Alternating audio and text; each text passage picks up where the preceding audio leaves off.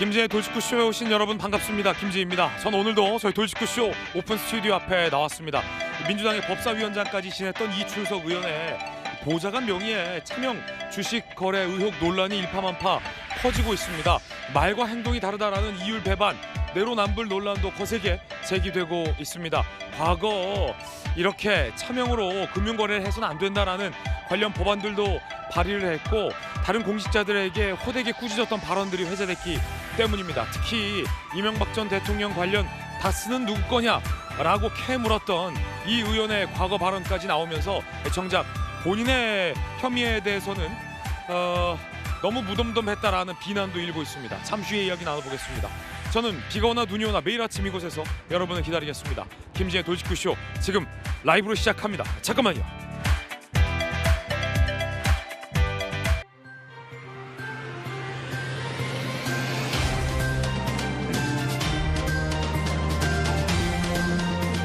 신문 읽어준 남자입니다. 민주당의 법사위원장까지 지냈던 이춘석 의원이 차명 주식 거래 논란이 제기되자 민주당을 탈당했습니다.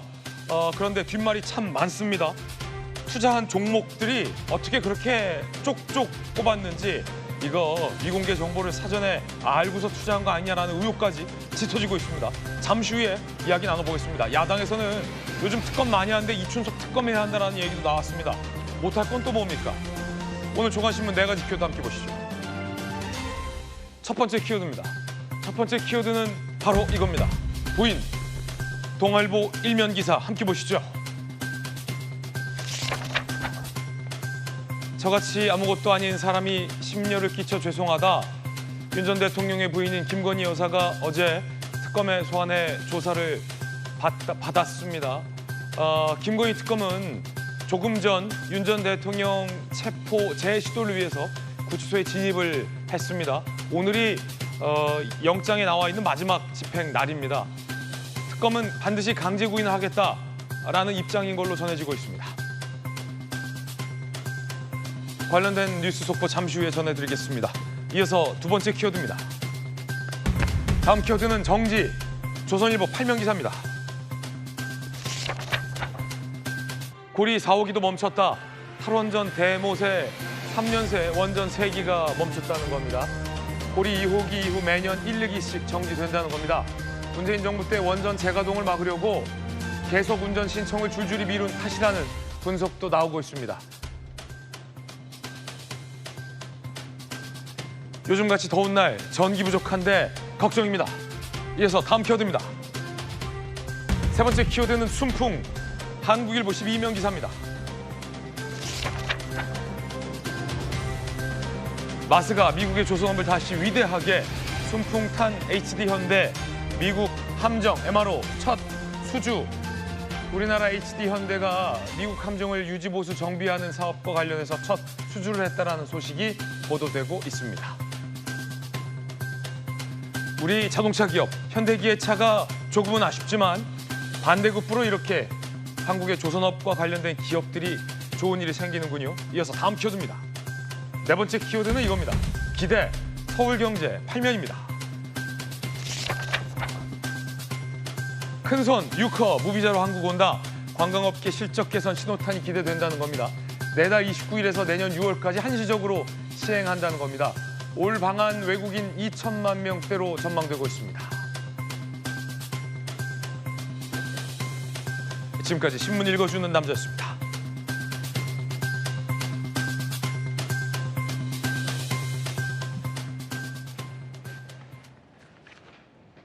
목요일 아침입니다. 함께하신 분들 소개해드리죠. 엘리트 검사 출신의 김광삼 변호사님, 그리고 방송기자 방통위 부위원장을 역임한 안용환 의원님 나오셨습니다. 민주당의 원내대표 출신 홍익표 대표님, 그리고 정책위 부의장을 맡고 있는 성춘 부의장님 나오셨습니다. 어서 오세요. 자, 첫 번째 이야기부터 시작할 텐데 오늘 저희 돌직구쇼가 선정한 가장 중요한 오늘의 핵심 이슈 주제 공개합니다. 시장에서 최악의 장난질이다라는 비난이 나옵니다. 비판이죠. 패가망신의 시험 때 이재명 대통령이 그랬죠. 주식 갖고 장난치면 패가망신시켜야 된다. 과연 정부와 여당은 그 발언을 지킬 자신이 있는지, 그 발언은 진정성 있는 발언인지에 대한 첫 시험대가 돼버렸습니다. 일단은 자진 탈당하는 모양새를 취했는데 정치권에선 이 역시 민주당의 꼬리 자르기 아니냐라는 의구심도 제기되고 있습니다. 패가 망신은커녕 꼬리 자르기 한 것 아니냐라는 비판도 나오고 있는 거죠. 이에 대해서 정청래 당대표는 먼저 탈당했지만 당원을 제명시키겠다라고 밝혔지만 비난은 수그러들지 않고 있습니다. 자, 이춘석 의원의 이른바 차명 주식 거래 논란이 점점 더 커지는 이유는 투자한 종목 족종마다 이거 고위급 인사인 만큼 사전에 정보를 알고서 투자한 거 아니야라는 의심이 드는 대목이기 때문입니다. 함께 보시죠. 네이버는 정부가 AI 국가대표로 선정한 기업이에요. LG CNS 역시 마찬가지요. 거기에 가상화폐까지. 플러스 카카오페이는요. 현 이재명 정부가 소비 쿠폰 나눠주던 수혜주라는 거죠. 자, 이춘석 의원이 투자한 것으로 보이는 이 세 가지 종목, 이 주식장 보고 있었잖아요. 세 가지 종목. 요게 이재명 정권의 수혜주였다라는 겁니다. 게다가 이춘석 의원이 보유한 종목이 두 달 새 최대 62% 상승한 것으로 분석됐습니다. 카카오페이 62.0% 상승, 네이버 24.4% 상승, LG CNS 39.5% 상승. 돌직구가 무슨 주식 방송도 아니고 분석해드리고 있는 거예요. 이재명 대통령이 도입하겠다라고 공약했던 스테이블 코인의 수혜주들이다. 자, 그러자 야당에서는 아니 이재명 정부가 이런 식으로 코스피 5,000피 만들겠다는 거냐? 라는 비판도 나오고 있습니다. 이재명 정부 수혜주만 족족 보유했다라는 겁니다. 그리고 지난번 본회의에 책상 밑에서 이렇게 주식하고 있었던 이 장면. 그때 주식을 아마 매도한 것 아니냐라고 분석이 되는데 그 시점이 최고점이었다는 겁니다. 이 기가 막힌 시점입니다. 돌직구에서 주식 그래프를 보여드릴지 몰랐어요. 네이버 주식을 보면 자, 저 점 찍은 데 보시죠. 가장 높은 산의 정상 2시 20분. 그때가 고점이었다는 거예요. 그때가 이춘석 의원이 주식을 매도한 시점으로 보인다는 거죠. 최고점! 최고점 때 팔았어요. 그리고 팔기 20분 전에는 AI 국가대표로 네이버를 발표하던 순간이었습니다. 만약에 AI 국가대표로 선정된다라는 정보를 이춘석 법사위원장 정도의 직위에서 미리 알았다면 최고점 찍고 판게 되죠. 팔자마자 쭉 떨어졌습니다. 기가 막힌 매수 타이밍입니다.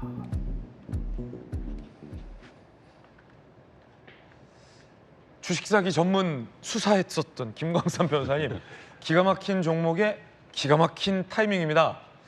사전에 정보를 알았던 거 아닙니까? 일단 이제 거래 내역을 한번 봐야 할 것 같아요. 거래 내역부터 한번 다시 보시죠. 네, 거래 내역 한번 봐야 할 것 같고 이제 매수 시점, 네네. 또 중간에 매도를 했다 또 다시 살 수도 있거든요. 그래서 일부에서는 뭐 지금 계좌상 보면 마이너스다 이런 얘기를 하고 있는데 이것은 뭐 고점에서 팔고 또 내려갔을 때 또 다시 샀으면 또 마이너스 될 수 있는 거예요. 수익 실현하고. 그래서 네네.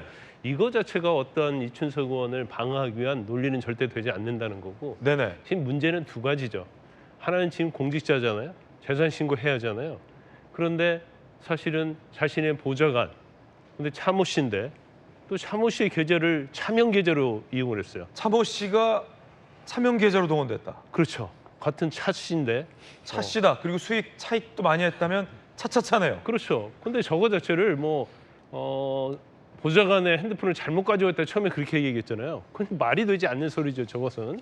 왜냐하면 잘못 가져왔는데 왜 보좌관의 핸드폰을 열어보고 저것도 좀 범죄가 될 수 있습니다. 내부 정보를 알 수 있기 때문에 거기서 왜 주식 거래를 하는 거예요? 그건 좀 말이 되지 않는 거예요. 검사 출신의 눈으로 봤을 땐 해명이 전혀 맞지 않다. 그렇죠. 거짓말을 한 것이고. 저 그래프는 어떻게 보세요? 고점에서 판 그래프. 이제 아마 지금 본회의 도중인데 이제 주가를 보니까 네이버가 계속 올라간단 말이에요. 왜냐면 2시에 정부가 발표한 거 아니에요? 국가대표는 그렇죠. 네이버다 이렇게? 그렇죠. 그러니까 이제 발표하고 나면 그다음에 이제 떨어질 가능성이 있거든요. 꼭지점을 찍고. 그래서 아마 매도 시즌을 보지 않았는가 싶은데 이 문제는 두 가지죠. 제가 아까 말씀드린 것처럼 이제 차명 계좌를 이용했고 관련돼서 그러면 이 주식을 대출을 받았다고 하는데 그렇다 하더라도 이건 공직자윤리법에 재산 신고해야 하는 부분이 있는 겁니다. 그다음에 차명 계좌 사용하면 금융실명법 위반이 되는 거예요. 네. 근데 무엇보다 중요한 것은 지금 사선 의원이잖아요. 예. 법사위원장 했잖아요. 그런데 지난 대통령 이재명 대통령이 당선되고 나서 국제기획위원회 경제 2분과를 했는데 경제 이분과. 예, 거기서 뭐 책임자로 있었던 거 아니에요? 네. 그런데 거기에서 다뤄진 게 뭐냐면 AI단 말이에요. AI. 근데 주식이라는 것이요. 국가 정책에 따라서 엄청나게 변동성이 많습니다. 특히 이재명 대통령 취임 이후에 엄청나게 주가 지수가 올라갔던 이유 중에 하나가 그게 바로 스테이블 코인이라는 가상화폐예요. 그리고 우리가 이제 스테이블 코인을 여러 목적으로 거래를 하는데 거의 미국의 회사가 발행한 달러와 실물 자산이 연동되어 있는 스테이블 코인을 쓰기 때문에 잘못하면 큰일 나겠다. 그래서 한국적 스테이블 코인을 만들자.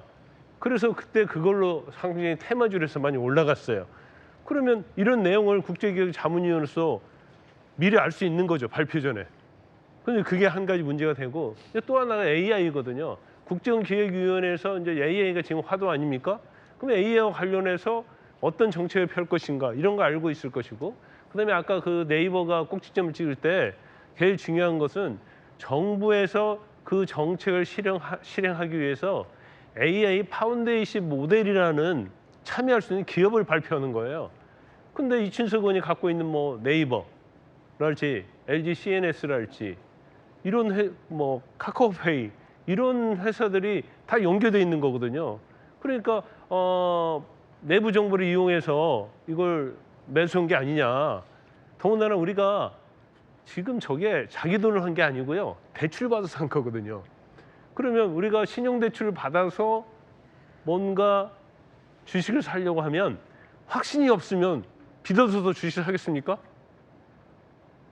이거 예리한 포인트인데요. 그 내용도 지금 논란이 오늘부터 새롭게 불거지고 있습니다. 이게 반드시 오를 것이라는 확신이 없으면 누가 빚어서 투자하겠냐? 그 내용 함께 보시죠.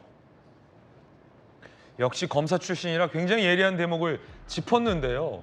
연이율 9.5%. 와, 9.5%. 이율 굉장히 높은 거죠. B2, 네이버 LG CNS 약 6,400만 원어치 신용 융자로 샀다는 거예요. 그러니까 연 10%에 가까운 이자 내면서 돈 빌려다가 저걸 샀다는 거죠. 증권사 관계자, 단기간 주가가 오른다는 확신이 있을 때 이런다. 매우 정확한 정보를 갖고 있다는 것이다. 라는 의심의 목소리까지 했습니다. 김광산 변호사님께서 날카롭게 지적한 이 대목인데. 자, 우리 성춘 부의장님. 예. 어떻게 보십니까? 저는 정보가 없으면 사실은 개미 투자자들은 맨날 돈 잃고 성춘 부의장 그때 주식 샀다가 꼬꾸라지고 그러니까 저도 개미 투자자인데요. 그러니까 원래 매수는 기술이고 매도는 예술이다라는 얘기가 있거든요. 예술이군요. 예, 그러니까 예술적으로 지금 판 거죠. 그러니까 예술적으로 판 거다. 정확한 타이밍에 판 거 아닙니까? 지금 저 그래프 한번 보시면 기가 막혀요. 이게 그러니까 예술이에요. 정확히 지금 꼭지점을 찍었을 때 팔았을지는 모르겠으나 적어도 9.5%의 이 이자가 있는 그 금융소득을 그 이유를 하면서까지 저렇게 투자를 했다. 저거는 무조건 오른다는 확신. 오를 거라는 100% 대신에 그건 있는 거죠. 단타를 하겠다. 단타하겠다. 짧게 먹고 짧게 빠지겠다는 그걸 갖고 있기 때문에 이렇게 빚을 내면서까지 투자를 한 거고 사실 저는 이게 지금 의혹이다 얘기하는데 저는 의혹의 수준을 이미 넘어섰다고 봅니다. 왜냐면은 지금 원래 이 정도 사건이 터지면 그래도 당사자의 해명을 들어보는 과정을 거치잖아요. 예. 근데 첫 번째 해명과 그 보좌 간의 해명 의원님이 나의 핸드폰을 잘못 깎았다. 전 그 해명에서 이미 거의 사실상 자백이나 다름없는 얘기였다라고 보고요. 네네. 두 번째 그 이춘석 의원의 본인의 해명 SNS에 올린 거 그건 역시 저는 지금 이 투자와 관련돼서 본인의 잘못된 행위였음을 전 자백한 거나 다름없다. 저는 그러면 지금 민주당 입장에서 지금 우리가 보는 화면에 무소속 의원이라고 나오고 있지만 사실 민주당 의원이거든요. 민주당 의원이다. 탈당으로 도망을 간 상황이긴 합니다만 전 민주당이 무한 책임을 느껴야 된다고 생각합니다. 오. 그렇게 되면 당 차원의 제명을 했습니다만 전 의원직 제명까지 가야 된다고 생각합니다. 오. 의원직 제명을 민주당이 주도를 해야 된다고 생각을 하고 저는 이춘석 의원에게 말씀드리고 싶은 거는 이 정도 의혹이 아닌 사실상 혐의가 드러났다면은 예. 제명을 하게 된다면 전 김영삼 전 대통령 이후 최초의 사례가 될 겁니다. 그러면은 본인이 역사 속에 불명예스럽게 남고 싶지 않다면 의원직 자진 사퇴를 당장 하시라라는 말씀을 드리고 싶습니다. 성추인의 돌직구입니다. 민주당이 무한 책임을 져야 한다. 당원 제명이 아니라 의원직 제명을 해야 된다. 그게 아니라면 본인이 의원직에서 물러나야 한다. 성추인 부의장의 돌직구 전해드리고 있습니다. 이재명 대통령이 이러다 걸리면 폐가망신시켜야 한다라고 말하지 않았었나요? 얼마 전에? 맞는 것 같은데. 들어보시죠. 대한민국 주식시장이 불법 부정거래를 통해 돈을 벌 수 있다라고 믿어지는 이 상황을 완전히 역전시켜서 대한민국 주식시장에서 장난을 치다가는 폐가망신한다라는 걸 확실하게 보여주는 오늘 첫날로 삼도록 하겠습니다. 주식시장에서 장난치면 폐가망신해야 된다. 홍익표 대표님, 옛날에 타짜라는 영화 있었습니다. 그 도박판에서 장난치면 뭐가 날아가요. 거의 그 수준의 이재명 대통령의 강력한 경고였잖아요. 웃으면서 저렇게 무서운 말씀을 하시니까 더 강력한 경고로 들리는데 지금 성추윤 옆에 있는 의원은 의원직 제명시켜야 된다고 하지만 정청래 대표는 그냥 탈당하고 나서 당원 제명하고 말았어요. 그런데 이재명 대통령이 분명히 폐가망신시켜야 된다 이렇게 말하지 않았습니까? 어떻게 됩니까?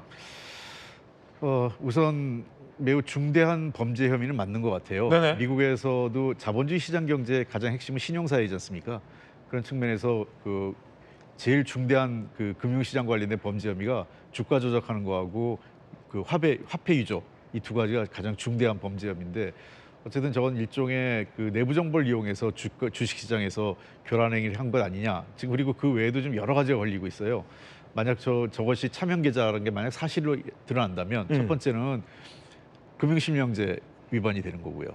두 번째는 고의적으로 한 1억에 상당하는 재산을 이 공직자 재산 신고에서 누락한 거기 때문에 네. 공직자 윤리법 위반에서 소지가 있고 그다음에 내부자 거래 그러니까 이 고급 정보를 취득해서 했다면 이제 자본시장법 위반 등등 여러 가지 혐의가 좀 걸릴 수 있기 때문에 일단은 대통령께서 빠르게 엄중하게 수사하라 그리고 국정위에서도 지금 일단 사퇴시켰거든요. 그런 측면에서 저는 수사가 빨리 진행될 거로 보고 일단 수사 내용이 해서 저것이 일단 차명 거래라는 게 확인만 된다면 국회 차원에서의 그 윤리위에서 심사를 할 수밖에 없다고 생각을 합니다. 예. 아까 뭐 성치훈 부의장이 얘기한 것처럼 그 가능성을 배제할 수 없다고 생각을 해요. 그러니까 일단은 당장은 뭐 본인이 부인한 상태에서 정확한 정보를 국회가 갖고 있지 않기 때문에 아마 수사가 빨리 진행될 것 같아요. 지금 그 경찰에서 그렇다면 1차적으로 그 본인 그 계좌가 본인의 차명 계좌인지만 확인된다면 저는 뭐 나머지 혐의는 다 인정되는 거기 때문에 그 경우에는 뭐 의원직 제명을 포함한 모든 조치를 국회 차원에서도 검토할 수밖에 없지 않느냐 생각합니다. 홍익표 대표님의 돌직구입니다. 의원직 제명을 포함한 모든 조치를 논의할 수밖에 없다. 차명 계좌인지 아닌지만 확인하면 된다. 수사는 쉬워요. 그런데 안영환 의원님 이 질문을 드리기 위해서 좀 아껴놨는데 최강욱 전 의원도 그랬고 윤미향 전 의원도 그랬고 여당이 이 정권을 줬을 때 지금 여당이 혐의가 대법원에서 유죄로 인정돼도 임기를 다 채웠잖아요. 네. 지금 정청래 대표나 이재명 대통령 말은 세게 하시고 계신데 자진 탈당했어요. 그리고 표면적으로 드러나는 건 그냥 당원 제명이에요. 혹시 야당에서 제기하는 의혹처럼 짜고 치는 거 아니냐라는 의구심을 갖고 있는 국민들도 많을 것 같은데 요즘 특검 많이 하잖아요. 네. 다른 국정위 분들은 저 내부 정보로 거래 안 했다라는 확신할 수 있느냐라는 퀘스천 마크도 있는데 야당에서는 이건 왜 특검하면 안 되냐 이런 얘기도 나와요. 저는 여당에서 정말 자신 있다고 하면 야당이 주장하는 특검 받아들일 수 있다고 봅니다. 이춘석 특검 해야 한다. 뭐 별 어려움 하나도 없죠. 사실 특검이라 해봤자 조사가 매우 간단합니다. 지금 이춘석 의원의 계좌다, 그다음에 가족들 관련자들 계좌만 속된 말 털면 되는 거예요. 그다음에 뭐 차모 씨 계좌도 또 한번 털어보고요. 혹여나 인근에 있었던 국정원 위원들 계좌 터는 거 그래 어렵지 않습니다. 저건. 그래서 저는 이 문제에 관해서는 많은 국민들이 지켜보고 있습니다. 정말 이재명 대통령의 말처럼 폐가망신 할 수 있는 것인지 예. 아니면 방금 앵커 말씀하신 것처럼 짜고 치는 고스톱 아니냐 이런 의혹이 있는 것도 사실입니다. 그렇기 이춘석 때문에 의원 혼자만 저랬겠냐? 그러니까요. 그래서 이번 기회에 AI와 관련된 또 뭐 국정위원회에서 경기와 관련된 파티에 있었던 분들에 대한 계좌들도 본인들이 자신 있으면 이번에 공개하는 것도 한 방법이라고 생각해요. 예. 본인들이 직접 공개하면 되는 겁니다. 나는 이춘석과 다르다. 나는 명백백기 뭐 그런 관련된 없다라고 말을 하는 것이 좋다는 생각이 들고요. 제가 사실 어제 미장원에 갔습니다. 머리를 잘랐는데 네. 딱 두 마디 방금 우리 세 분이 말씀하신 걸 미장원 원장님이 딱 두 마디 정리하시더라고요. 뭐라고요? 국회의원들은 왜 그렇게 거짓말을 잘해요? 어. 공직윤리법 위반 아니 그런 이야기 아니겠습니까? 두 번째, 우리 같은 사람들 주식 투자 이제 겁나서 못 하겠어요? 어. 사실 한 사회를 버티고 있는 가장 큰 자본은 신뢰입니다. 신뢰. 신뢰가 없으면 우리 사회가 버틸 수가 없는 거예요. 미장 원장님의 도직구였습니다. 네. 나 같은 사람 어떻게 주식할 수 있어요? 이야기 아닙니까? 이건 우리 사회의 신뢰를 무너뜨린 중요한 케이스가 되는 건데 국회의원의 신뢰를 무너뜨리고 또 우리 한 사회의 금융시장의 신뢰를 무너뜨린 그 죄는 엄청난 겁니다. 그래서 저는 뭐 앞서 두 분도 말씀하셨지만은 본인이 의원직을 내던지는 것 스스로 사퇴하는 것도 굉장히 필요하다고 보여집니다. 왜냐하면 그렇지 않고서는 이 문제를 수습이 안 되는 겁니다. 예. 그러고 나서 본인이 떳떳하게 검찰 수사를 받고 특검을 받겠다.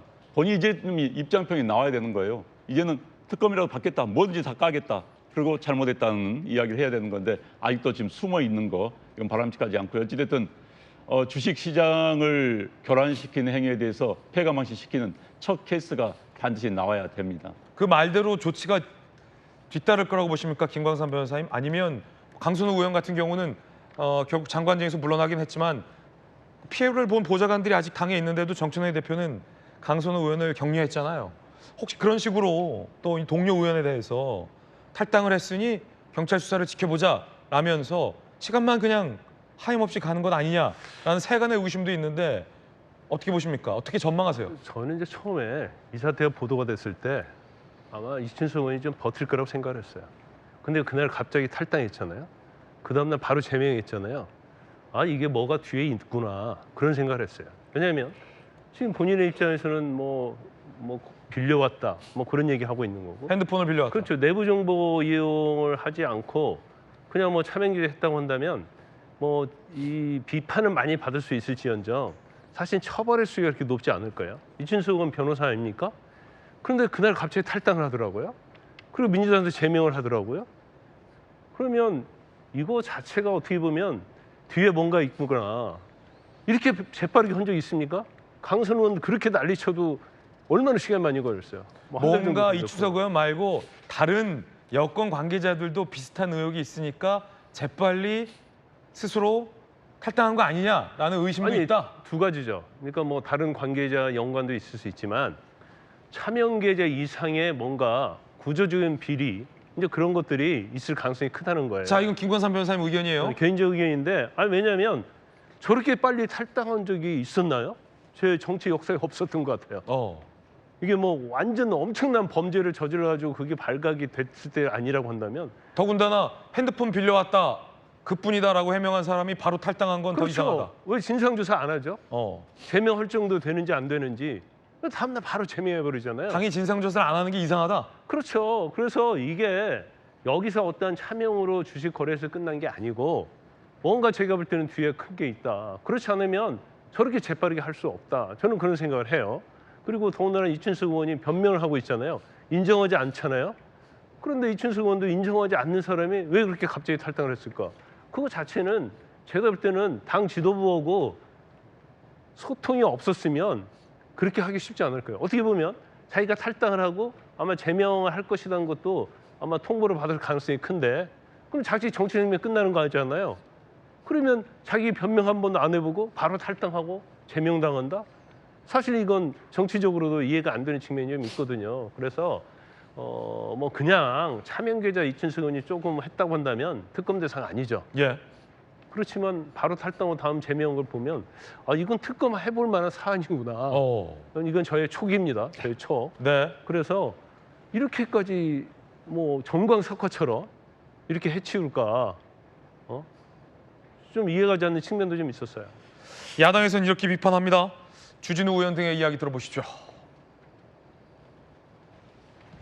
국정기획위원회 위원, 국회의원 차명재산 전수 조사해야 한다. 특검 발의하겠다라는 얘기도 꺼내 들었습니다.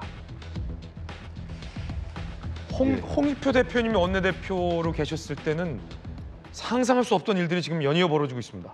그렇진 않고요. 그때도 이 본회의장에서 의원들이 저 휴대폰 보다가 이제 여러 가지로 망신당하거나 구설수에 오르는 의원들이 제법 많이 있어요. 여야를 가리지 않고. 근데 이번 문제는 제가 뭐 지금 아까 김 변호사님도 여러 가지 얘기를 하셨지만 그럴 수밖에 없는 상황들이 있었다 이렇게 보입니다. 왜 그러냐면 저도 그날 탈당할 줄은 몰랐어요.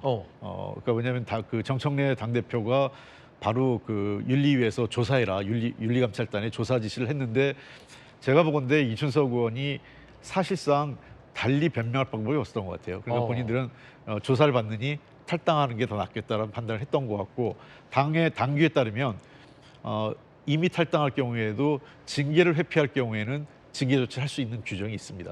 그러니까 고의로 징계를 회피하기 위한 탈당이죠. 그러니까 예를 들면 자진 탈당한 거하고 제명당한 거하고는 나중에 이 당에 복귀하기 위해서는 엄청나게 그건 수준이 다른 내용입니다. 그리고 두 번째 지금 제일 중요한 것은 빠른 시일 내에 검찰이 저거는 경찰이 수사 빨리 금방 할 수 있거든요. 수사 빨리 해야 된다. 예, 계좌만 보면 차명인지 아니지만. 그렇지. 예, 그것만 확인하면. 지금 저 계좌가 보좌관 명의로 돼 있는 계좌가 진짜 누구 계좌인지 보면 되잖아요. 예, 그것만 확인하면 일단은 이후에 뭐 기소 여부와 관계없이 차명 거래 자체가 아까 이제 사실 굉장히 중대한 범죄입니다. 간단한 범죄가 아니라 되게 그 정도면 나중에 최종적인 그러니까 아까 여러 법이 위반됐잖아요. 금융실명제법 위반이고 그다음에 두 번째가 공직자윤리법도 위반되기 때문에 자본시장법은 법 적용 검토를 따져봐야 되지만 그 경우에는 제가 보기엔 거의 의원직이 날아가는 정도의 실형이 나옵니다. 왜냐하면 1억 원 정도의 상당이고 저게 일부러 예를 들면 실수로 누락한 게 아니라 고의로 누락한 경우에는 여러 가지로 걸려요. 과거에도 이 의원직을 상실할 수 있는 형이 나왔기 때문에 이춘석 의원 입장에서는 의원직을 유지하기 위해서는 부인할 수밖에 없어요. 현재로서는. 그러나 저게 오래 가지 못할 거다. 그래서 당도 시간을 길게 끌 필요는 없을 거고요. 빠른 시일 내에 차명거래 차명 계좌만 확인되면 국회 차원의 조치를 하는데 여야가 같이 힘을 모아야 되고요. 두 번째 지금 이 국정기획위원회에 있는 모든 사람들을 전수조사하는 건 사실 쉽지 않고요. 뭐 범죄 혐의가 없는데 어떻게 조사할 수 있겠습니까? 다만 국정기획위원장이 의원들 대상으로 해서 그 얘기는 해야 될 것 같아요. 주식 거래한 게 있으면 자진 신고해라. 그리고 정리해라 빨리. 이런 얘기는 해야 되겠죠. 예. 정치권에 안영환 홍익표 대표님 같은 상식적이고 합리적인 분들이 지금 여야의 이 대표단에 있다면 많은 국민들이 불안하지 않을 것 같은데 그렇지 않아서 좀 국민들이 불신의 눈으로 보고 있는 것도 있는 것 같아요. 내로남불 지점도 비판의 대상입니다. 과거 4차례나 이 의원이 주식시장 교란을 강하게 처벌해야 한다라는 법안을 발의했기 때문입니다. 주식시장 교란 내로남불 비판 나옵니다. 주식시장 교란 처벌 강화 법안 4차례나 발의했었습니다. 이렇게요. 게다가 2017년 국감 때 이명박 전 대통령 관련해서 다스는 누구 거냐라고 캐물었던 그 장면도 회자되고 있습니다. 이걸 되돌려서 그 보좌관 차씨 명의의 주식은 누구 거냐라고 국민들이 묻고 있는 셈이죠. 도대체 다스는 누구 거예요? 그래서 저희는 그게 누구 거로 보이냐, 사실상 누구 거로 보이냐 하는 문제보다 법률적으로 이게 누구 거냐를 확인해야 될 입장에 있기 때문에 섣불리 말씀드리긴 좀 어렵고 지금 확인하고 계시긴 합니까? 지금 뭐 얼마 전에 사건을 배당을 해서 지금 들여다보고 있는 중입니다. 윤 전 대통령이 나와서 깜짝 놀랐는데 아니 어쨌든 성춘 부의장님 네. 그러면 이렇게 물어볼 수 있는 거잖아요. 저 네이버 주식은 누구 겁니까? 차씨 주식창은 누구 겁니까? 저 핸드폰은 누구 겁니까? LG CNS 주식은 누구 겁니까? 다 물어볼 수 있는 거잖아요. 뭐 본인께 아니면 설명이 되나요? 그러니까 그 보좌관이 최초에 해명을 했던 게 나의 핸드폰을 실수로 잘못 들고 들어가신 것 같다. 자, 우리 뭐 주식 거래하는 모든 분들은 알고 있습니다만 주식 어플이 깔려 있다 하더라도 주식 어플을 들어가서 이제 매수를 하기 위해서는 뭐 지문 인식을 하거나 아니면은 비밀번호를 누르거나 한 번 더 인증을 거치도록 되어 있습니다. 접속을 한 이후에 매수까지 갔다. 지금 이춘석 의원이 단순히 그냥 주식창에 들어간 게 아니라 네이버와 관련돼서 5주씩 금액을 나눠서 뭔가 매도 행위를 하려고 했던 게 지금 찍히지 않았습니까? 그러면은 사실상 뭐 지금 뭐 보좌관과 지문이 일치할 리는 없잖아요. 그러면은 보좌관의 이 핸드폰에 비밀번호를 이미 알고 있는 거고요. 보좌관과 지문이 일치할 수는 없다. 일치할 수 없죠. 일치할 수 없으니까 그러면은 비밀번호를 알고 있다는 것. 그러면은 실수로 가져간 게 아니라는 거고, 그리고 그런 얘기가 나오니까 작년 10월에 본회의장에서 이미 핸드폰을 또다시 보좌관 명의로 주식 거래한 게 또 찍힌 것이 밝혀지지 않았습니까? 그때는 유야무야 넘어갔던 게 그때는 왜 넘어갔지라는 저는 생각을 갖고 있는데 그때도 이미 찍혔다는 거는 실수로 가져간 것이 아니라 상습적으로 보좌관의 명의로 되어 있는 뭔가를 거래를 했던 사람이라는 게 이미 드러난 거예요. 그러면은 저는 그래서 제가 이게 무슨 의혹이냐? 저는 의혹이라고 보지 않습니다. 혐의라고 보지 않습니다. 이미 드러난 겁니다. 드러난 거다. 그럼 뭐 이거를 설명할 수 있는 유일한 방법은 사실상 뭐 보좌관과 나는 경제 공동체다. 보좌관의 그 계좌를 사실상 경제 공동체이기 때문에 내가 다 비밀번호도 알고 있고 내가 주식 거래도 다 해주고 있다. 라는 식의 해명, 이것도 사실 말이 안 되는 해명인데. 경제 공동체 나오면 그 특검 대상인데. 그렇죠, 그것도 대상이죠. 그러니까 어떤 식으로 해명을 하더라도 다 수사 대상일 수밖에 없습니다. 그런 상황이기 때문에 지금 해명도 잘못됐고 해명이 아닌 그럼 다른 어떤 방식으로 이거를 피해갈 수 있을 것인가, 피해갈 수 있는 루트가 저는 없다고 보기 때문에 그렇기 때문에 저는 혐의가 아니라 이건 사실상 지금 자백이나 다름없다. 이미 첫 번째 대응에서 자백을 한 것이기 때문에 이거에 대해서 저는 그렇기 때문에 당 차원에서는 할 수 있는 게 없어요. 이렇게 도망을 가버리면 당에서는 사실 진상조사를 당원에 대해서 진상조사를 할 수 있는데 난 탈당하겠다 나가버렸을 경우에는 당이 할 수 있는 최대의 조치는 당원 제명인 겁니다. 근데 이제 제가 아까 말씀드린 것처럼 당원에 대해서 당원 제명 조치를 한 이후에 이 정도 상황이 됐으면 의원직 제명까지 가야 된다고 말씀드린 이유가 당 차원에서는 더 이상 할 수 있는 게 없거든요. 왜냐면 의원직 제명까지 가야 된다. 나오십시오. 진상조사할 거니까 나오십시오. 나와서 변명이라도 해보십시오. 진상을 얘기해 보십시오라고 할 수 있는 권한이 없다는 겁니다. 왜냐면 무소속 의원이잖아요.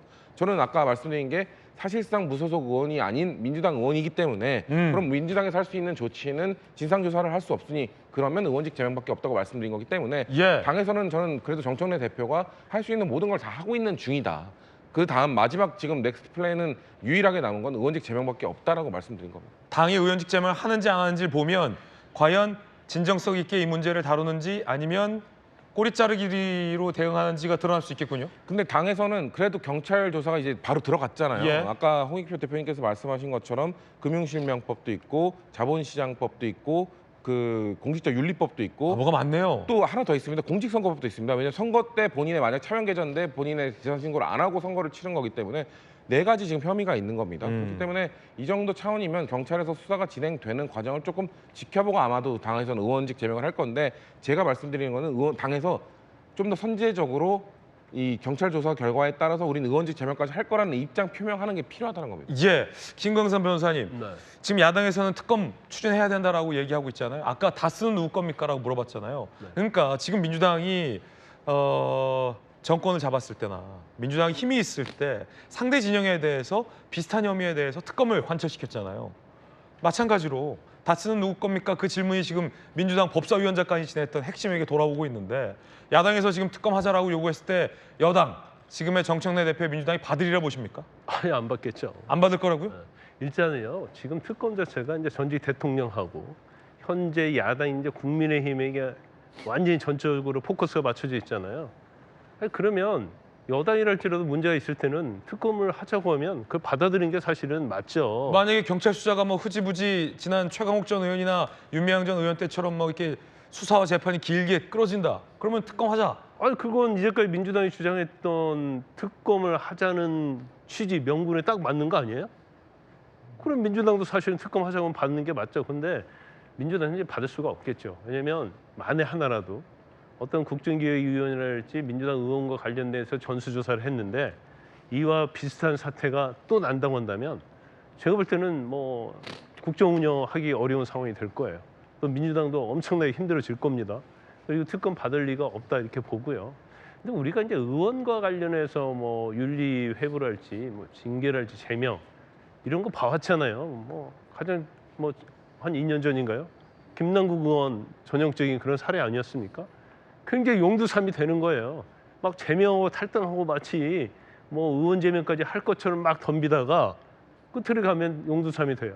오죽하면 김영삼 전 대통령 같은 경우에 독재 정권 시대 때 딱 제명 한 번 빼고 그 외에는 없었잖아요. 제명 사례가 없었다. 제명 사례 없죠. 아마 3개월 의원 자격 정지된 게 2번인가 있었을 거예요. 그거 외에는 없어요. 그래서 결국 이것도 더군다나 지금 민주당이 여당이잖아요. 그래서 이 이슈를 계속 끌고 가는 것은 굉장히 정권에 부담이 되는 거거든요. 그런데 이걸 특검을 받아들여가지고 막 수사해가지고 전수조사까지 해가지고 또 뭘 밝혀낸다? 그러면 사실은 이 정권이 온전하게 앞으로 4, 5년 갈 수가 없어요. 그렇기 때문에 민주당에서는 절대로 받아들이지 않을 거고 단지 이런 건 있죠. 우리가 정치나 수사는 생물이라고 하잖아요. 그런데 수사를 하다 보면 여당이나 정부가 예기치 못한 또 다른 것이 또 일어날 수 있어요. 다른 방향으로 튈 수 있다. 그렇죠. 그렇기 때문에 그런 경우가 아니라면 또 제가 볼 때는 뭐 어느 사건과 똑같이 용두사미가 될 가능성이 크다 이렇게 봅니다. 만약에 김광삼 변호사님이 특검으로 임명된다면 이 사건 수사 잘할 자신 있습니까? 루트가 보여요, 수사 저는 루트가? 뭐 지금 이춘석 의원의 행태를 보면 손바닥처럼 다 보입니다. 근데 제가 루트가 또 다 보여요, 손바닥처럼? 방송에서 말할 부분이 있고 말을 못하는 부분이 좀 있어요. 그럼 말 못하는 부분까지 조사를 할 수 있는 것이고 그다음에 이거 자체는 여기서 끝나면 안 되죠. 사실은 지금 뭐 한 예를 들어볼까요? 자, 이춘석 의원이 저 정보를 자기만 혼자 가졌을까? 저 주식 AI와 관련된 파운데이션 모델을 발표하기 직전에 이춘석 의원이 누구하고 통화를 했는지를 통화 내역을 딱 봐요. 자, 첫 번째 수사 루트 통화 내역부터 본다. 통화 내역 보고요. 그다음에 그와 관련된 업무를 했던 의원이랄지 국정기획위원들의 전화를 보고 전수조사합니다. 그럼 압수수색 해야죠. 아니야? 이거 압수수색할 필요 없어요. 왜냐면 그래요? 금감원에서는 네. 이 휴대폰을 전제로 해서 휴대폰과 통화한 사람들의 계좌를 들여볼 수 있어요. 아, 역시. 영장 필요 없습니다. 영장 필요 없어요? 그렇죠. 와. 그런데 이춘석 의원이 통화한 사람들의 계좌를 보니까 네. LG, CNS, 네이버, 카카오페이 사고 있어요. 그러면 자기만 정보를 이용한 게 아니고 그럼 압수수색 해야죠. 다 한 거죠. 그러면 금감원에서 그 정보 딱 가지고 조사하고 수사기관에 넘기는 거예요. 이게 전형적으로 이제 미정부 거래, 내부 거래 이거 수사 기법이거든요. 그래서 사실 저거 맘먹으면 어렵지 않습니다. 아마 제가 볼 때는 지금 저 계좌를 빌려준 보좌관 있잖아요. 예. 그 보좌관 계좌 한번 실명 계좌 한번 보고 그 보좌관하고 통화한 사람들의 계좌 딱 까보면 예. 뭐 제가 볼 때는 다 샀을 것이라고 저는 생각을 해요. 다 나온다. 와, 이거 수사하면 다 나온다. 영장도 필요 없다. 수사는 해본 사람이, 고기는 먹어본 사람이 알고 수사는 해본 사람이 알아요, 대표님. 그죠? 예. 근데 아직 이제 말씀하신 대로 당장 특검으로 하기는 어려울 거예요. 네. 왜 그러냐면 현재까지는 이춘석 의원 개인 비리 형태지 않습니까? 말씀하신 대로 김 변호사님 했는데 뭔가 이렇게 또 다른 뒤가 나온다면 그때는 또 달리 판단할 수 있겠지만 일단은 경찰이 빠른 시일 내에 차명거래 여부를 확인하는 게 저 우선이라고 생각을 해요. 근데 이제 자꾸 이제 김남국 의원 얘기하는데 사실 김남국 의원 같은 경우는 그래서 의원직을 내려놨지 않습니까? 근데 나중에 그 검찰이 다 기소를 못했어요. 무혐의 처리했고 실제로 사법적인 문제는 없었습니다. 예. 그렇기 때문에 김남국 의원이 복당한 과정에서는 전부 다 무혐의 때는 불기소 또는 무혐의 처리됐기 때문에 김남국 의원은 복귀했다 이렇게 말씀을 드리고 싶고요.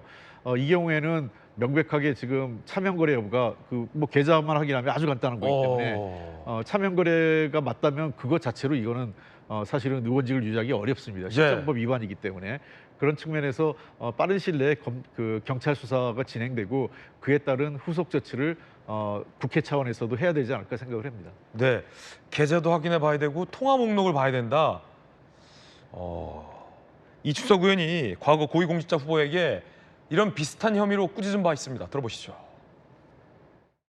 우리 국민적 눈높이에 후보자의 남편이 주식을 했지만 후보자도 주식 명의를 빌려주고 한 분에 대한 책임이 분명히 후보자에게 있습니다. 네, 있습니다. 인정합니다. 인정하죠? 네, 네. 그 책임을 자유스러우시지 못한다고 생각합니다. 일반 국민의 입장에서 보면 현금 자산의 90%가 넘는 금액 15억을 주식에 투자했다. 이것도 납득하기 어려울 뿐만 아니라 단기간에 그렇게 이익을 남기면 뭔가 내부 정보가 있는 거 아닌가 하는 오해의 소지도 저는 있다고 생각합니다. 부군과 상의하셔서 사유화하는 시기를 켜서 정말 대한민국의 오블리주의 우려를 실천할 수 있는 참 이 말씀은 남의 혐의에 대해서는 잘 말씀을 하셨네요. 방금 본인이 단기간에 그런 이익을 남기면은 내부 정보를 이용한 게 아닌가 하는 의혹을 사을 수 있다는 본인 입으로 본인의 현재 그러네요. 행동을 설명을 하고 있네요. 사실 지금 이 케이스를 보더라도 우리가 이제 내로남불 이야기가 또 나올 수밖에 없는데 지금 검찰, 경찰, 공수처는 어찌됐든 이 정부의 지휘하에 있습니다. 예. 그렇기 때문에 과거에 민주당이 야당 시절에 그렇기 때문에 특검을 해야 된다. 검찰, 경찰, 공수처 믿을 수 없다. 예. 그러므로 야당이 지정한 특검법을 그런 식으로 만들었죠. 야당이 지정한 사람을 특검으로 임명할 수밖에 없게 특검을 만들었어요. 김광삼 이렇게. 네, 이런 식으로 그냥 야당이 추천한 사람을 2명 중에 1명 대통령 선택해라 이런 식으로 특검법을 만들었었죠. 그런데 이번에는 역으로 한번 여당에서 그걸 받아들여줬으면 좋겠어요. 특검 받아라. 네. 왜 못 받냐? 야당이 임명한 특검을 지명을 해서 수사를 받게 하는 겁니다. 자신 있으면 받을 거다. 아무 문제가 없는 것이죠. 그리고 수사가 복잡한 수사가 아니기 때문에 그렇게 해서 빨리 털고 가는 것이 여당 입장에서 낫지 않을까 하는 생각이 들고요. 네. 사실 잘 국회의원들의 신뢰 문제는 다시 한번 이준석 의원이 이제 그 신뢰 문제를 제기했는데 말이 다르지 않습니까? 국회에서 한 말 다르고 행동 다르고 지금 저는 많은 국회의원들이 이준석 의원처럼은 아니다 하더라도 본인들이 상임위에서 얻은 정보를 바탕으로 뭔가를 했을 수도 있다고 봐요. 그래서 이 기회에 국회의원들의 상임위와 관련된 주식 거래를 본인 이름은 못하겠죠. 가족 이름을 한다든지 양심 선언도 필요하지 않을까 하는 생각이 들고요. 어찌됐든 한 사회의 기본적인 자산인 신뢰를 무너뜨렸다. 특히 국회의원들의 격을 엄청나게 떨어뜨렸습니다. 이제 국회의원들 누가 믿겠습니까? 그래서 이준석 의원에 대해서는 뭔가 지금 자막도 나옵니다마는 제재가 가해져야 하고 특히 여당에서 나서서 앞장서서 밀려서가 아니라 앞장서서 뭔가 조치를 취해야 하지 않을 때가 취해야 되지 않을까 싶습니다. 네. 오늘 나온 출연진들은 모두 다 강하게 이준석 의원의 혐의에 대해서 질타를 했습니다. 의원직 제명까지도 가능한 상황이다라고 두 분은 말씀하셨는데 그리고 두 분은 특검을 받아야 된다. 자신이 있다면 받을 거고 자신 없다면 못 받을 거다라는 얘기도 주셨습니다. 여러분 어떻게 생각하십니까? 이 의혹 앞으로 계속 커지겠군요. 자, 이번엔 저희가 준비한 다음 주제입니다. 주제 공개하겠습니다. 김건희 여사 바로 구속영장 친다? 윤 전 대통령 오늘 강제 구인. 조금 전 김건희 특검이 윤 전 대통령의 신병을 확보하기 위해 구치소에 들어갔습니다. 체포영장 제시도 지금 집행 중입니다. 자, 일부 언론에서는 체포에 성공했다라는 보도가 있는데요. 저희가 지금 특검 측을 취재하고 있는데 특검 측이 그거 오보다라고 밝혔어요. 그러니까 다른 뉴스 보지 마시고 돌직구 보시는 게 가장 정확합니다. 현재도 집행 시도 중이다라는 게 정확합니다. 조금 전 이 특검, 김건희 특검 차량이 들어갔고요.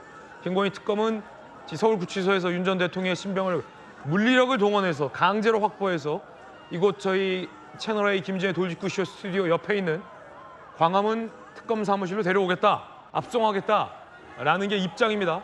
하지만 들어간 지 지금 꽤 됐어요. 40분 정도 됐죠? 40분 넘게 됐는데 1시간, 그럼 한 2시간가량 됐네요. 7시 50분에 들어갔으니까. 자, 지금 2시간가량 됐는데 아직까지 윤 전 대통령에 대해서 신병 확보가 안 된 걸로 보입니다. 이제 시도 중인 상황이고요. 오늘 김건희 특검은 김건희 여사에 대해서도 구속영장을 청구할 수 있다라는 가능성이 나오는데 그렇게 되면 어쩌면 당일 윤 전 대통령 부부 내외 2명에 대해서 영장을 청구하고 신병을 체포하는 양방향으로 김건희 특검이 시도를 하고 있다고 봐도 될 것 같습니다. 자, 사상 첫 동시 전직 대통령 내외에 대한 체포영장 집행과 체포영장 청구가 될 수도 있겠군요. 어제 김건희 여사가 특검에 소환됐습니다. 장시간 조사를 받고 귀가했는데요. 그 장면 보시죠.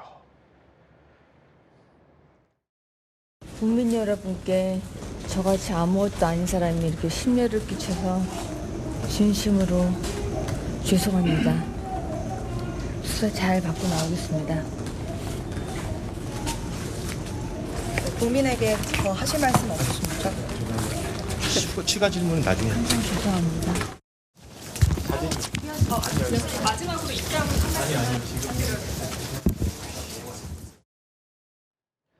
일곱 시간가량 조사를 받았다고 합니다.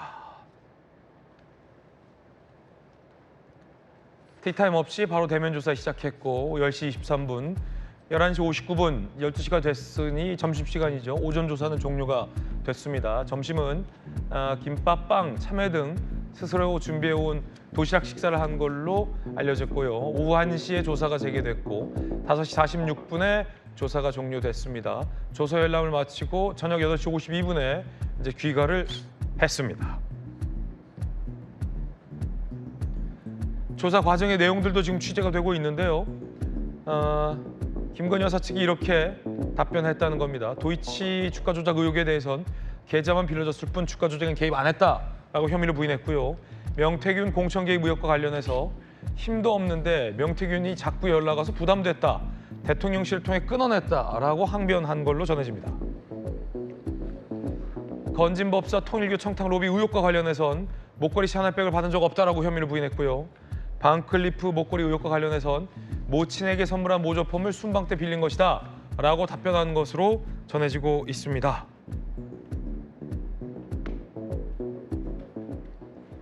성춘 부의장님, 예. 지금 뭐 주요 혐의에 대해서 김 여사 측이 이 특검 측에 답변한 답변 내용도 전해지고 있는데 어떻게 보십니까? 뭐 지금 특검의 입장을 들어볼 것도 없이 지금 말하는 것 우리가 화면으로 봤던 것 이미 반박된 것들이 너무 많습니다. 주가 조작 사실을 인지하지 못했다. 매도 하셈이라고 문자를 보낸 거 이미 다 국민들이 알고 있습니다.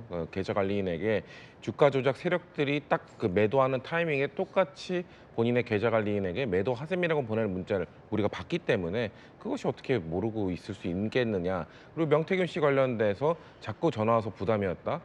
그 5월 9일 2022년 윤석열 대통령 취임식 전날 윤석열 전 대통령과 통화한 이후에 김건희 씨가 명태균 씨와 통화한 녹취록 우리가 다 들었습니다. 걱정하지 마시라. 지금 당선인이 윤상현과 통화하고 있다. 내가 확인했다. 걱정하지 마. 잘 될 거다라고 말한 것까지 다 그게 부담스러워하는 끌어내는 사람의 통화였나요? 다 당신이 말한 것 다 들어줬으니 걱정 말라고 안심시켜주는 통화 아니었나요? 이미 특검의 입장을 들어볼 것도 없이 우리가 김건희 씨가 말하고 있는 것들이 거짓말이라는 걸 다 알고 있기 때문에 저는 그래서 사실 1차 소환조사 어제 있었던 소환조사 이후에 바로 구속영장 청구가 이루어질 거라고 저는 계속 얘기를 했던 것이 이미 다 드러나 있습니다. 이미 혐의는 다 드러나 있고 그리고 김건희 씨가 밖에 있음으로 인해서 구속되지 않은 상황으로 인해서 증거인멸의 시도를 수차례 하고 있다는 것도 이미 또 많이 알고 있습니다. 제가 아까 말씀드린 그런 그 거짓 표명 이외에도 김건희 씨와 관련된 그 집사 역할을 했다는 김예성 씨 지금 해외에 나가 있죠. 그리고 삼부토건 주가 조작 의혹도 또 김건희 씨의 또 혐의 중 하나인데 삼부토건의 그 회장이나 부회장 지금 뭐 회장과 대표는 구속이 됐습니다만 그 실세로 알려져 있는 부회장 이기훈 부회장은 지금 해외 잠적해 있습니다. 해외인지 어딘지 알 수도 없는 상황입니다. 자, 이것처럼 김건희 씨와 관련된 혐의자들이 다 잠적하거나 해외로 가 있거나 아니면 말을 맞추고 있는 상황이라는 게 명백히 드러나 있는 상황이기 때문에 저는 이미 특검에서는 1차 소환조사 이후에 아마도 바로 구속영장 청구로 이어질 것이다. 1차 소환조사 때는 아마 16개 혐의 중에 5개 혐의만 집중하겠다고 했던 것이 5개 혐의에 대해서 수사를 완료하겠다는 것이 아니라 저는 일단 구속이 가장 필요하다. 왜냐하면 증거인멸 우려가 너무 크기 때문에 우리가 윤석열 전 대통령 구속될 때의 그 사유도 역시나 증거인멸의 염려였잖아요. 윤석열 전 대통령이 전직 대통령님이 다만 그럼에도 불구하고 본인의 뭔가 권한을 이용해서 변호인을 통해서 뭔가 관련 혐의자들에 대한 압박을 행사하고 있다, 압력을 행사하고 있다는 게 드러났기 때문에 구속이 된 것처럼 똑같습니다. 김건희 씨 역시 본인과 관련된 혐의자들을 해외로 도피시키거나 아니면 잠적시키거나 아니면은 말을 맞추거나 압력을 행사하고 있다는 게 전 너무나 많이 드러나 있기 때문에 지금 저 김건희 씨 측의 해명을 들어본다 한들 그 특검이 구속영장을 청구하지 않을 사유가 없다.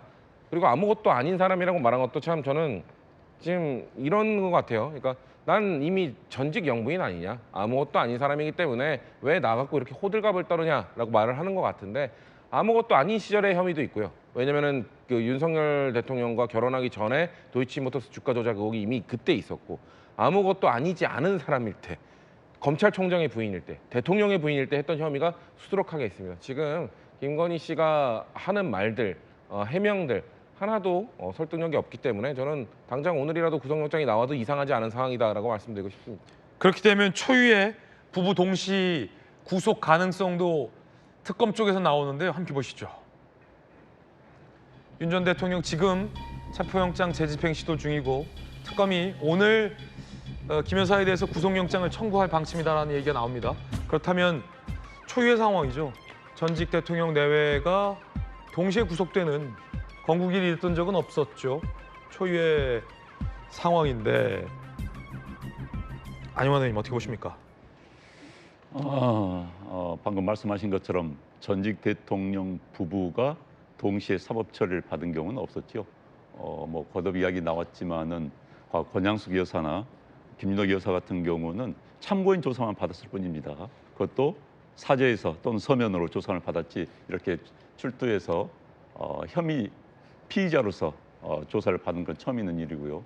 좀 검찰의 특검이 체포영장을 지금 이제 집행 중인데 김건희 여사에 대해서도 영장을 청구할 것 같습니다. 예. 사실 우리가 이제 구속영장이라는 것은 수사의 편의를 위한 거거든요. 징벌은 아닙니다. 그럼에도 불구하고 많은 이제 국민들은 입장에서 본다면 징벌이라고 생각을 하지요. 그래서 구속영장을 치지 않고 왜 이래? 이런 비판을 의식하지 않을 수가 없을 겁니다. 그래서 구속영장을 치는데 이제 앞서 이야기 나온 것처럼 결국 증거인멸의 가능성을 가지고 판사가 판단할 것 같고요. 법원에서 결국 이제 증거인멸의 가능성이 있다고 한다면은 뭐 영장을 발부를 하겠죠. 그래서 어찌됐든 둘 사람 모두 구속돼서 감옥에 들어갈 가능성도 배제할 수 없는 상황이다 이런 말씀 드리고요. 김건희 여사 같은 경우는 이제 다시 한번 어제 아무것도 아닌 사람이 심려를 끼쳐 죄송하다라는 이야기했는데 저도 어제 뭐 처음에 말씀드렸습니다마는 아무것도 아닌 사람이라고 생각하는 것 자체가 저는 공인의식의 부재. 김건희 여사의 가장 큰 문제는 공인의식이 없었다는 거예요. 굉장히 과도하게 오지랖이 넓었다. 누가 부탁하면 다 들어줬다. 그럼 공인의식이 없는 겁니다.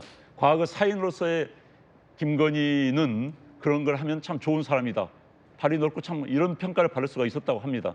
그러나 그럼에도 불구하고 공인의 특히 대통령의 부인 영부인이 공인의식이 없었다는 것이 가장 큰 문제였고 그게 모든 지금 그러니까 주가 조작을 제외하고는 모든 게 다 거기서부터 비롯된 겁니다.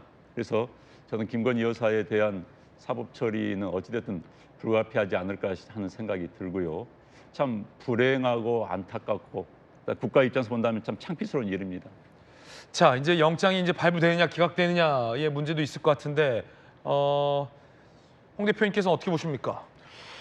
그러니까 지금 아까 저 앵커께서도 말씀하신 것처럼 그 대통령 부부의 초유의 그 두 분의 다 구속되는 문제가 남아 있는데 과거에는 이렇지 않았죠. 그리고 꼭 그 대통령 부부가 아니더라도 일반적으로 정치인이나 또는 뭐 주요 소위 실력자들의 구속될 때에도 동일한 범죄 속에서 되게 배우자는 소극적인 역할을 했기 때문에 주범인 뭐 남편이든 여자든 주범인 한 사람을 잡고 나머지 한 사람은 종범을 해서 불구속 수사 이렇게 하는 게 일반적이었는데 지금은 굉장히 독특하게요.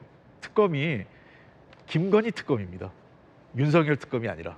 그러니까 내라는 윤석열 전 대통령과 당시 국무위원들을 정치인들을 대상으로 군인들을 대상으로 한 수사가 특검이지만 김건희 특검 자체는 김건희 씨가 사실은 이 사건의 핵심적인 그 주요 결정을 하고 이 사건의 모든 핵심 고리가 김건희 씨라는 측면에서 과거에 부부를 별개로 판단해서 배우자의 종범인 다른 그 사람은 한 명을 구속하지 않는 전례가 있었다면 이번 경우는 좀 다르다고 봅니다. 그래서 김건희 씨 자체가 주범인 형태이기 때문에 아마 특검에서는 구속영장을 청구할 거로 보고요. 그 법원에서 판단은 아마 증거인멸 여부에 달려 있을 것 같습니다. 증거인멸에 따라서 저는 아마 판단할 것으로 생각을 합니다. 그리고 두 번째 지금 윤석열 전 대통령에 대한 그 체포영장 집행인데요. 이거는 안 할 거면 안 하는 거지 기왕 저렇게 갔으면 특검이 영장 집행을 관철해야 됩니다. 이게 공권력이 이렇게 허물어지는 모습을 보여줘서는 안 된다고 생각을 합니다. 예. 자, 특검 측이 입장을 기자들에게 밝혔는데요. 8시 25분쯤 체포영장 집행을 특검이 시도했지만 물리력을 행사하는 등의 방법으로 체포영장을 집행했지만 윤 전 대통령의 완강한 거부로 9시 40분에 체포영장 집행을 중단했다라고 특검이 입장을 밝혔군요. 자, 다시 한번 말씀드립니다. 특검이 조금 전에 입장을 알려왔는데 방금 8시 25분쯤에 물리력을 동원해서 영장을 집행했지만 윤 전 대통령의 완강한 거부로 9시 40분, 그러니까 지금부터 12분 전에 집행을 중단했다라는 입장을 냈습니다. 그러면 사실상 체포영장 집행은 이제 특검이 접는 수순 같아요, 김관선 변호사님. 오늘이 마지막이잖아. 오늘이 이제 그 체포영장 집행 기간 마지막이에요. 7일이니까. 그런데 또 재시도할 가능성도 있다. 뭐 아직 오늘 시간이 남아 있기 때문에 다시 들어갈 수 있다. 그렇게 볼 수 있고 지금 어떻게 보면 강대강 대치를 하는데 윤 전 대통령은 아무리 뭐 몸집이 큰다 할지라도 한 명이잖아요. 그리고 교도관들은 뭐 굉장히 많이 동원이 됐을 거고, 그다음에 지휘는 이제 특검부가 지휘를 하고 검사가 가는 건데 좀 물리력을 동원했다고 한다면 집행이 왜 안 됐을까? 저는 의아심이 있어요. 그건 이제 의지에 관한 문제다 저는 그렇게 봤는데, 그래서 아마 뭔가 특별한 사유가 있을 것이라고 저는 봐요. 왜냐하면 일반인이라고 한다면 그렇게 많은 숫자가 내에 들어가서 끌어내는데 사실은 이건 불가능하진 않거든요. 그러면 그 과정에서 아직은 뭐 특검에서 발표를 하고 있지 않지만 무슨 일이 있었을 가능성이 크다 이렇게 봐요. 그래서 그 과정에서를 한번 보고 재시도를 할 것인지, 아니면 재시도를 한다 하더라도 똑같은 일이 발생할 것 같으면 아마 특검이 포기를 할 겁니다. 그런데 이제 이런 게 있을 것 같아요. 일단 지금 특검이 3개로 나누어져 있잖아요. 근데 이게 3개로 나누어 있지 않고 뭐 중앙지검에서 이 3개를 다 조사한다. 그러면 김건희 여사의 어떤 죄가 상당히 혐의가 중하다 할지라도 아마 김건희 여사에 대해서 영장을 청구하지 않을 겁니다. 아, 그래요? 네. 왜냐하면 윤석열 전 대통령이 구속이 이미 돼 있기 때문에. 그런데 특검이 셋으로 나눠져 있기 때문에 특검 자체는 이제 성과를 내야 하는 거예요. 그리고 김건희 여사하고 윤 전 대통령에 대한 여론이 굉장히 나쁘지 않습니까? 근데 김건희 특검이 특검을 했는데 혐의가 16개에다 플러스 알파거든요. 근데 이걸 수사해놓고 김건희 여사를 구속을 시키지 않는다?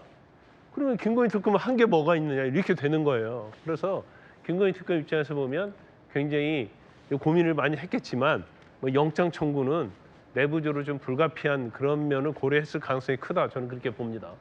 자, 일단은 윤 전 대통령에 대한 이 강제 체포 시도를 특검이 현재 상황에선 접었다라는 속보 전해드립니다. 자, 이번에 저희가 준비한 다음 순서입니다. 분위기를 좀 바꿔보죠. 심각한 얘기를 좀 많이 오고 갔습니다. 여러분들 앉아서 세계여행 갈 준비 되셨습니까? 출발! 돌직구쇼에서 선보이는 앉아서 세계 속으로. 첫 번째 여행지는요, 미국인데요. 조금 전 미국입니다. LA입니다.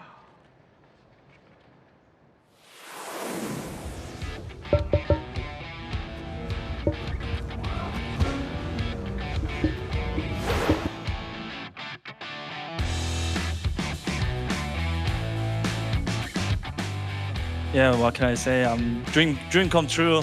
LA, I'm here to win, and I will perform, and I will definitely show you something exciting. Are we calling football or soccer? 컨디션에는 그렇게 크게 지장이 없고 최대한 빨리 경기장에서 인사드릴 수 있는 날을 손꼽아 기다리고 있겠습니다. 0에서 시작하는 것만큼 이 클럽에서 헤어짐이 있을 때는 레전드로 불리고 나갈 수 있었으면 좋겠습니다. 손흥민 선수가 조금 전 이 LAFC의 입단 기자회견을 했습니다. LAFC 입단 기자회견에서 사회자가 한국말로 환영합니다라는 정겨운 인사말을 건네기도 했고요. 그러자 손흥민 선수가 유창한 영어로 이렇게 입단 소감을 밝혔습니다. LA에 우승하기 위해 왔다. 꿈을 이뤘다. 라는 얘기했는데 이걸 들으셨습니까? 영어를 잘하는 손흥민. 우리 또 성문 종합 영어로 열심히 공부한 안영환 의원께서 저와 같이 동시에 지금 캐치한 단어가 있는데 이 한국이나 아니면 유럽에서는 이 축구를 풋볼이라고 하는데 미국에서는 풋볼 하면은 미식 축구를 그렇죠. 뜻하기 때문에 손흥민 선수가 조금 전에 사커, 발로 차, 사커, 예. 사커라고 했어요. 그렇죠. 영국에서는 풋볼이라고 그러고 보통 우리가 풋볼이라 하죠. 그렇지만 미국에서는 사커라고 그러는데 그래서 이제 우리가 메이저리그 야구는 MLB라고 그러죠. 네. 메이저리그 베이스볼. 근데 메이저리그 사커는 그러니까 축구는 MLS입니다. 그래서 이제 MLS에 소속된 LA 팀에 이제 들어갔는데 이번에 역대 MLS에 소속된 선수 가운데서 가장 영입료가 비싼 그래요? 가장 뭐 한 360억 정도 된다고 그래요. 2천만 파운드 정도 된다고 그러는데 가장 비싼 선수라는 게 인정이 된 거죠. 가장 그리고 연봉도 지금 메시 선수가 그 유명한 메시 선수가 플로리다 마이애미 팀에 있습니다. 그런데 그 다음 정도는 받지 않을까 지금 싶어요. 그래서 최고의 대우로 지금 가게 되는 겁니다. 그리고 지금 LA 교민 사회가 들떠 있답니다.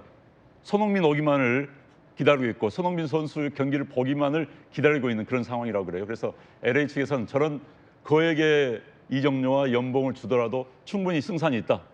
왜 한국 교민들 또 아시아계에서 많은 관객들이 몰려오기 때문에요. 유럽에서 이제 우리가 이런 이야기를 합니다.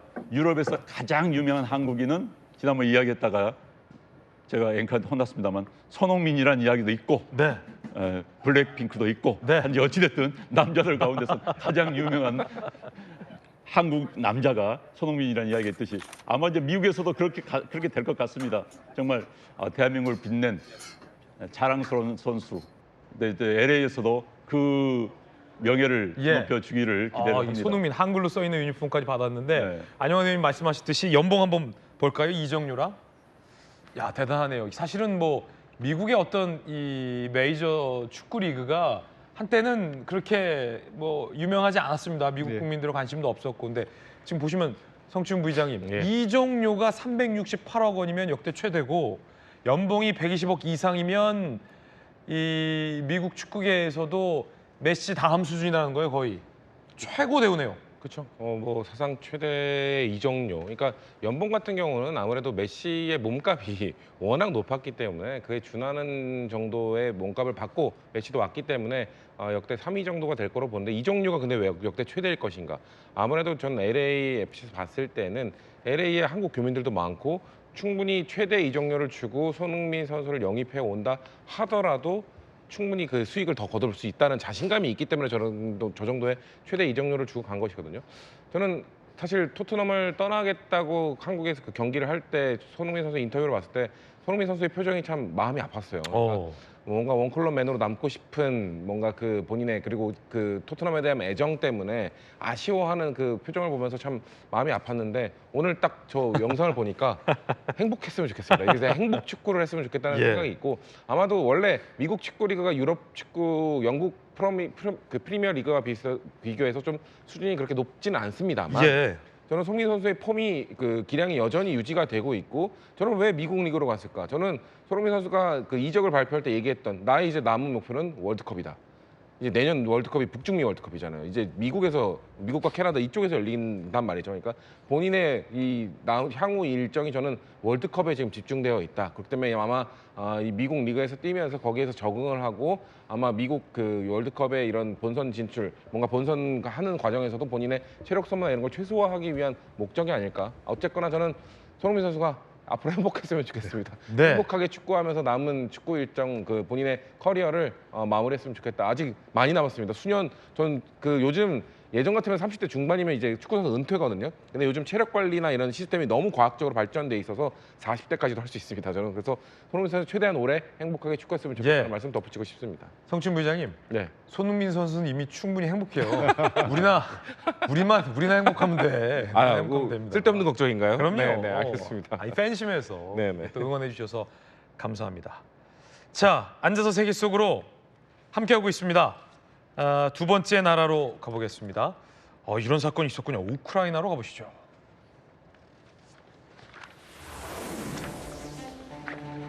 자, 아니 우크라이나의 한 해변입니다. 흑해연한 오데사 골든비치. 남녀가 수영복 차림으로 피서를 즐기다 갑자기 몸싸움을 벌입니다. 밀고 당기고 머리카락을 움켜쥐고 현장이 순식간에 아수라장이 됐습니다. 대체 왜 싸우는 걸까? 이렇게 말이죠. 오, 이거 누가 말려야 될 것 같은데? 이렇게 말이죠. 여성들도 싸웁니다.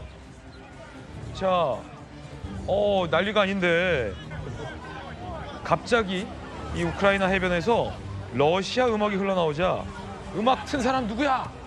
라고 하다가 싸웠다는 겁니다. 러시아와 우크라이나 전쟁의 나비 효과가 안 좋은 나비 효과죠. 상상 이상인 것 같습니다. 자, 홍익표 대표님, 이게 배경이 있어요. 여기가 그 오데사 골든비치인데 이 지역이 러시아의 미사일 공격을 꾸준히 받아온 도시다. 예. 그러니까 사실은 우크라이나 사람들이 러시아 음악 듣고 분노를 표할 만 했군요. 예, 그 전쟁 지역 중에서 굉장히 전략적 지역이기 때문에 양측의 공방이 치열하게 이루어지는 지역 중에 하나입니다. 그리고 잘 아시는 것처럼 우크라이나하고 러시아는 같은 슬라브족인데요. 구원도 있습니다. 구원이 뭐냐면 전통적으로 우크라이나는 농업 생산국이라서 굉장히 밀생산이나 그다음에 해바라 기후 같은 것이 거의 세계 1위급에 해당하는 나라인데 우크라이나 대기근이라 아마 들어오셨을 거예요. 그게 스탈린 시절에 공업화를 추진할 때 우크라이나 식량을 뺏어서 러시아 본토로 모스크바 쪽으로 가져가면서 우크라이나에 도리어 대기근 현상이 벌어집니다. 그게 그 우크라이나 사람들한테는 과거로부터 마음의 상처로 안고 있고요. 이번에 전쟁을 통해서 양국 간의 관계가 굉장히 나빠진 거죠. 같은 민족임에도. 뭐 예를 들면 이럴 것 같아요. 한일 관계가 굉장히 나쁜데 어디 해변가나 어디 놀이터 갔는데 일본 노래 틀었다. 이런 거로 상상하면 될 것 같아요. 지금 분위기가.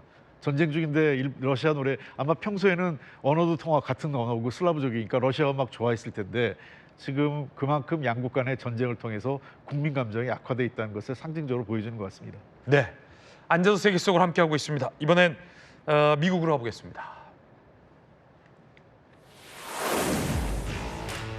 한미 관세 협상 후일담이 전해졌는데 외교 소식통에 따르면 트럼프 대통령이 우리 협상단을 만나서 처음 물은 게 김정은의 근황이었다고요. 김정은 잘 지내고 있나? 이렇게 물었다는 거예요. 그걸 왜 우리한테 물으시나요? 예상치 못한 질문에 우리 협상단은 살짝 당황했다고 합니다. 한편 일본은 진짜 당황스러운 상황입니다. 미국이 오늘부터 발효하는 새로운 상호관세 조치에서 일본을 유럽연합과 달리 세율 특례 대상에서 제외하면서 일본 정부가 반발하고 있습니다. 일본 측은 이 부분이 지난달 합의 내용과 다르다고 지속적으로 문제를 제기해왔지만 이에 대한 미국 측 답은 일본도 유럽연합과 같은 조치를 적용받을 것이므로 우려하지 말라 했다는 겁니다. 미국 행정명령에 따르면 일괄 15%가 아니라 기존 관세에 더해진 추가 15%가 부과되게 됐다는 거죠. 야, 협상 끝났는데 얘기가 다른 상황. 남의 일 같지 않습니다. 다음 여행지입니다. 미국 미네소타주로 가보겠습니다.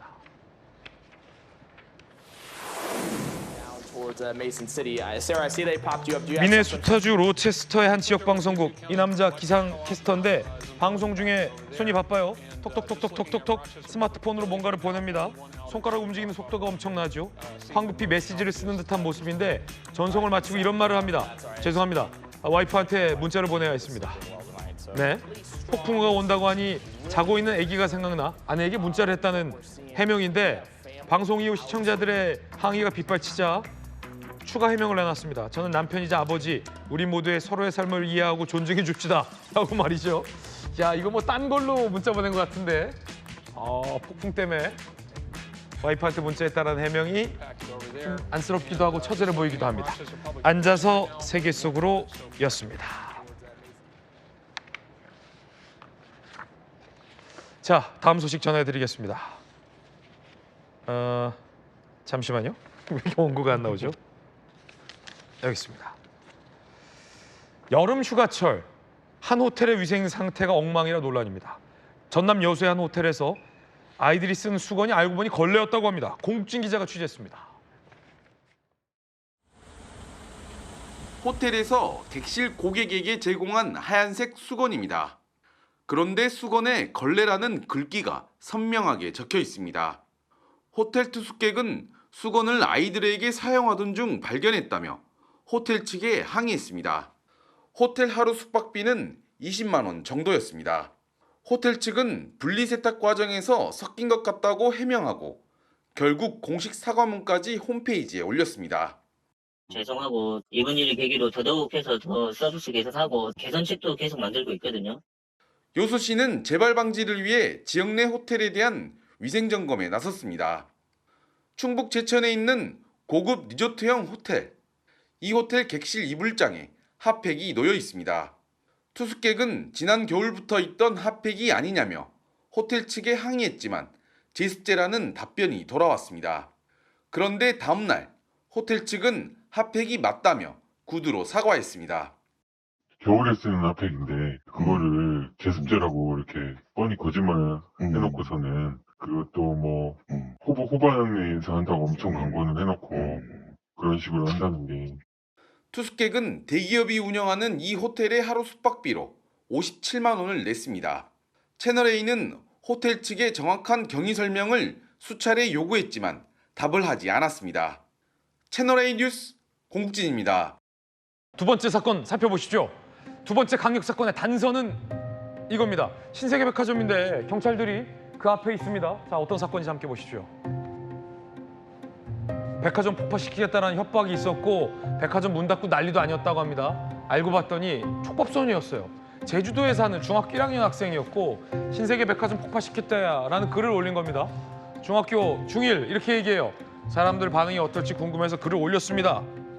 황당한데 촉법소년이라 딱히 처벌할 수가 없다라고 합니다.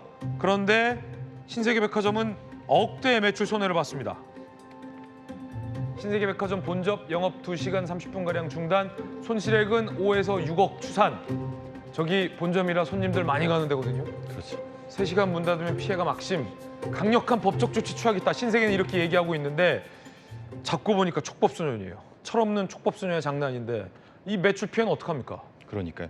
민사적으로도 사실은 뭐 소송을 해야 되겠지만은 문제는 그런 소송이 진짜로 실제로 진행돼서 이제 그 실질적인 형태로 받을 수 있는지 모르겠습니다만은 미국에서는 저걸 스와팅이라는 범죄에 분류를 합니다.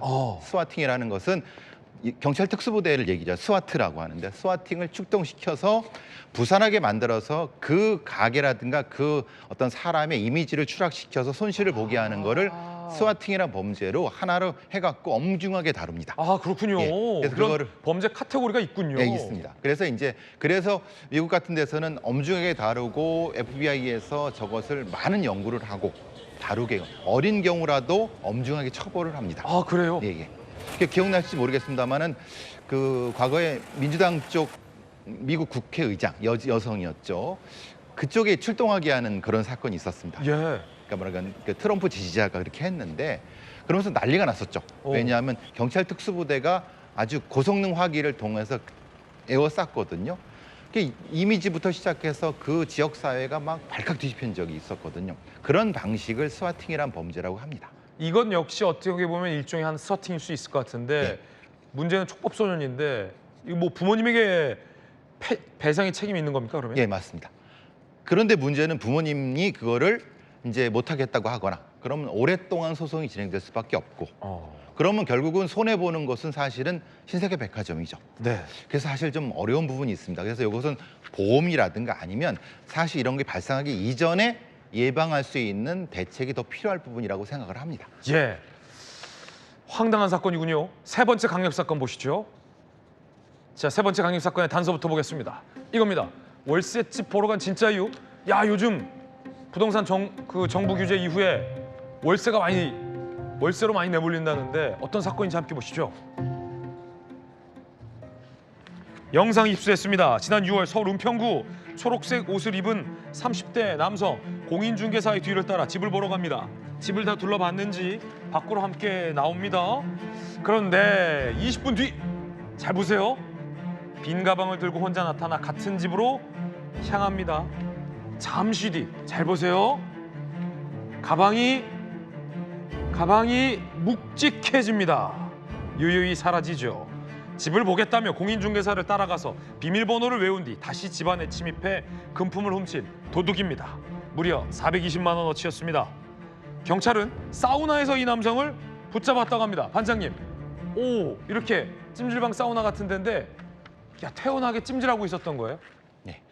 저거는 전반적으로 전과가 있는 거고요. 전과가 있다. 기본적으로 이제 경험이 있어야 되고, 그걸 임장이라고 합니다. 사실은 저걸 임장이라고 하는 건 CSI들이 이제 현장에 들어가는 걸 얘기하는데, 부동산에 들어가서 그것을 구경하고 그걸 가지고 정보를 통해서 무엇을 하는 것 자체를 이제 임장, 임장 클럽 이렇게 표현하는 부분인데, 저것이 이제 절도로 해서 임장 절도가 되는 하나의 또 하나의 카테고리입니다.